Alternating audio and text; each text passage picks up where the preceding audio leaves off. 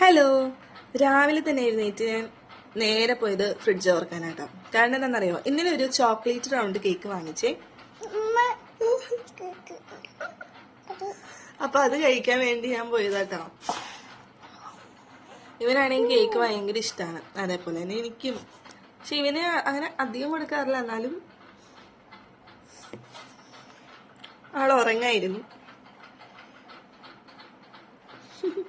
അപ്പൊ നമുക്ക് ഇതാണ് കേട്ടോ കേക്ക്, നല്ല ടേസ്റ്റ് ആണ്. അപ്പൊ നമുക്കിത് കഴിക്കാം.